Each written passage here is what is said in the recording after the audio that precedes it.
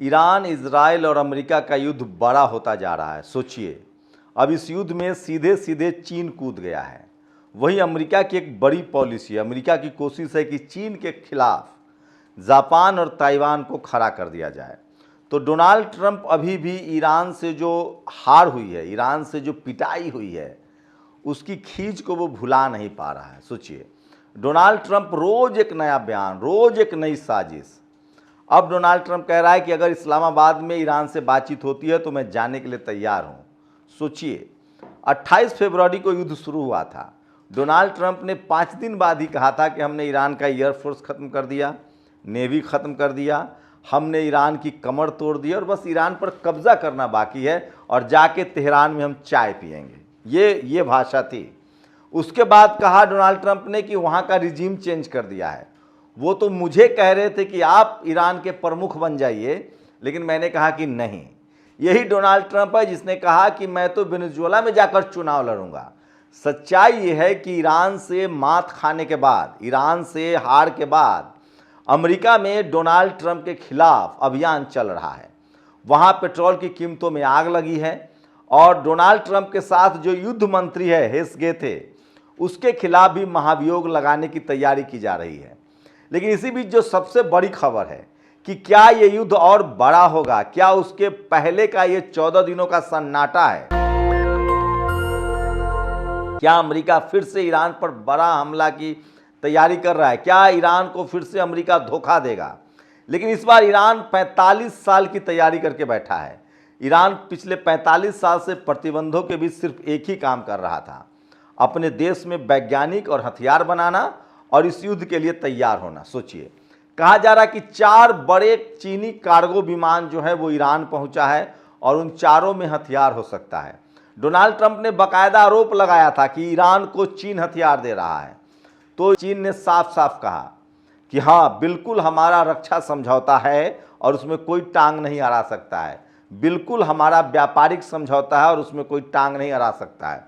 साथ ही चीन ने साफ साफ कहा कि क्या हमारे नेशनल परेड पर अमेरिका ने हमारे 10 मिनट में दुनिया के किसी भी कोने में पहुंचने वाले मिसाइल को नहीं देखा है क्या, जिसके वार हेड में न्यूक्लियर बम होता है और 1-2 नहीं 10-10 न्यूक्लियर बम होता है।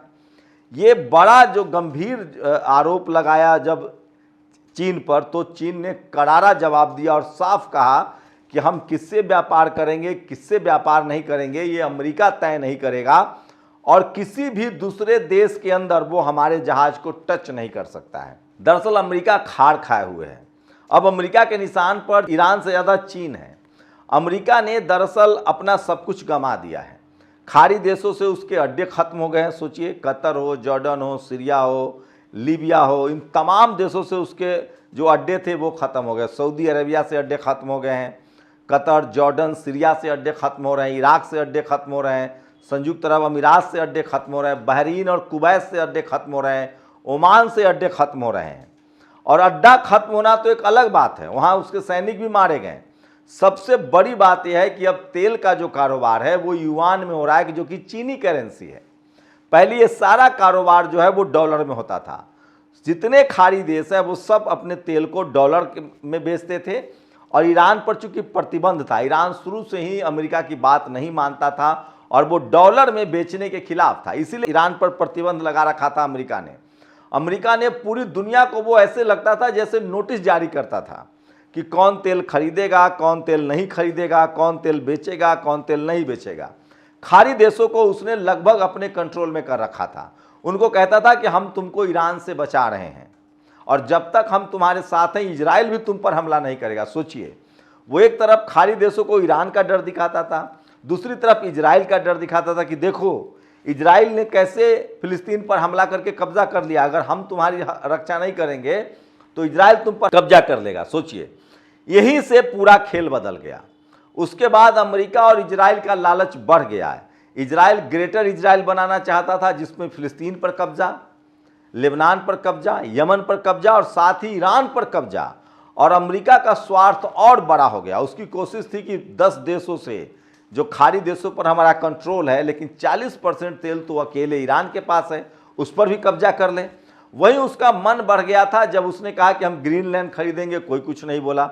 उसने वेनेजुएला के राष्ट्रपति को अपहरण कर लिया, तब भी कुछ नहीं बोला। भारतीय लोगों को हथकड़ी बांध के लगाया, भेजा, मैक्सिको को लोगों को भेजा। उसने कहा कि हम तमाम देशों पर जो है उसने 50%, 40%, 30% टैरिफ लगा दिया। उसे लग रहा था कि दो दुनिया का सबसे बड़ा बॉस है, वो जो चाहेगा कर सकता है।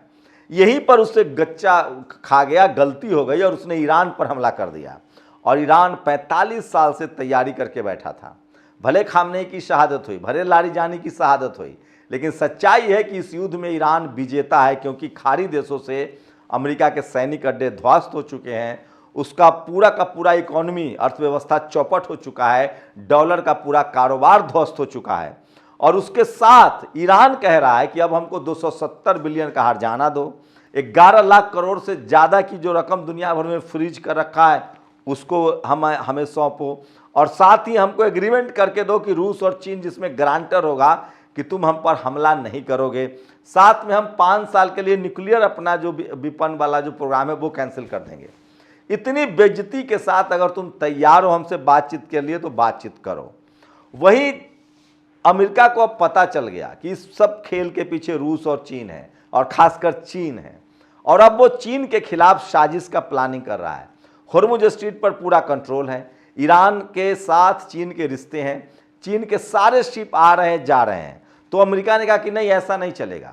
पहले तो डोनाल्ड ट्रंप ने दुनिया भर के देशों को कहा 5-7 दिन बाद, जब वो हार रहा था, कि चलो ईरान पर कब्जा करते हैं, हमला करते हैं। सारे खाड़ी देशों ने, सारे यूरोप के देशों ने मना कर दिया कि हम नहीं कर जाएंगे। उसके बाद उसने कहा कि अच्छा ठीक है। फिर उसने कहा कि अगर दुनिया भर के देशों को तेल जाएगा, चीन को जाएगा, रूस को जाएगा या भारत को जाएगा, तो हमको भी मिलना चाहिए। ईरान ने कहा कि नहीं देंगे तुमको, तुम पर तो $2 मिलियन का जो रकम है वो भी देने के बाद नहीं लगाएंगे। उसके बाद अमेरिका ने कहा कि हम ईरान के से आने वाले सारे शिप को ब्लॉकेट कर देंगे, और वो ब्लॉकेट करने लगा। वहीं से ईरान और चीन जो है वो तैयारी करने लगे। चीन ने अब लगातार चीनी सागर में जो है वो अपने सीमा क्षेत्र में, खासकर प्रशांत महासागर में, वो बैरिकेड कर रहा है। अमेरिका की कोशिश है कि किसी तरह से खड़ा कर दिया जाए जापान को और ताइवान को चीन के खिलाफ, जो कि वो करने की कोशिश कर रहा है। और इसीलिए अब ईरान की इतनी हथियारों की चीन ने सप्लाई बढ़ा दी है कि 4-4 कार्गो विमान गए हैं। तो अमेरिका की कमर टूट रही है। अमेरिका के भी सारे कारोबार, जहाँ जहाँ से अमेरिका के कारोबार हैं, उसको भी चीन का जो अपना जो उसका समुद्री इलाका वहाँ बैरिकेड कर रहा है। और इसीलिए जापान और ताइवान भी अब आमने सामने आ गए हैं। तो अमेरिका की कोशिश है कि जैसे मैं फंसा हुआ हूँ युद्ध में, रूस यूक्रेन में फंसा रहे, और चीन को ताइवान और जापान के साथ फंसा दिया जाए। तो सोचिए ये युद्ध कहाँ से शुरू हुआ था और कहाँ पहुँच रहा है। लेकिन चीन क्लियर है, ईरान क्लियर है, अमेरिका की अब चलने वाली नहीं है। अमेरिका दरअसल चाह रहा है कि हम इस युद्ध से निकल जाएं और हम खेल देखें, हम सीधे युद्ध में शामिल ना हो। हम इजराइल के जरिए युद्ध को लड़ें, हम जापान और ताइवान के जरिए चीन से लड़ें, हथियारों की सप्लाई करते रहें। हथियार भी हमारा बिकता रहेगा, हमारी साख को बट्टा नहीं लगेगा, जैसे वो यूक्रेन और रूस युद्ध में कर रहा था। लेकिन अब खेल बदल गया है। दुनिया के कोई भी देश अमेरिका से हथियार ही नहीं खरीदना चाहता है। अब दुनिया का कोई भी देश अमेरिका की बात ही नहीं मानना चाहता है। खासकर इटली ने रिफ्यूज कर दिया है, फ्रांस पहले ही कर चुका है, स्पेन पहले ही कर चुका है, ब्राज़ील कर चुका है, मैक्सिको कर चुका है।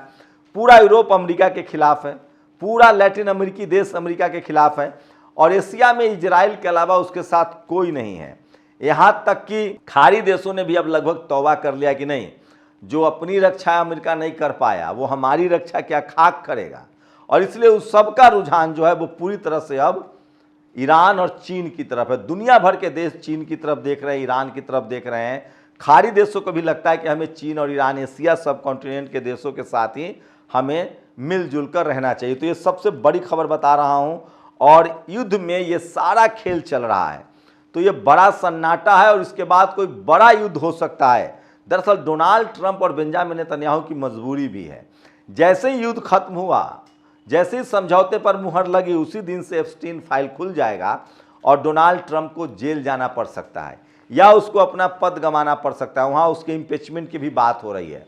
यही हालत ठीक बेंजामिन नेतन्याहू की है। जैसे ही युद्ध खत्म हुआ, इजराइल में उसके खिलाफ जांच शुरू हो जाएगा, उसको जेल में डाला जा सकता है। तो ये दोनों तभी तक सेफ हैं जब युद्ध का खेल चल रहा है। जैसे युद्ध का खेल होगा, ये दोनों का अपना तो पद चला ही जाएगा। रही बात देश की, तो अमेरिका की इकोनॉमी चौपट हो रही है, तेल के हाहाकार है। वही बात इजराइल के साथ है। इजराइल में तो 50 से लाख लोग बंकरों में रहने को मजबूर थे, अब वो बाहर आए हैं। सीज फायर जैसे ही खत्म होगा, उनको फिर बंकर में जाना होगा। ईरान के पास खोने के लिए कुछ नहीं। ईरान टेस्ट कर चुका है, वो अपने सीमा की रक्षा कर पा रहा है, वो अपने वायु रक्षा प्रणाली उसका डेवलप्ड है, और उसने अपने हथियारों से अमेरिका को दिखा दिया है। साथ ही एक जो डर है कि अमेरिका परमाणु बम दाग सकता है, तो ईरान ने साफ कहा है कि हम पर एक भी हमला हुआ तो हम इजराइल पर परमाणु न्यूक्लियर वेपन डाल देंगे।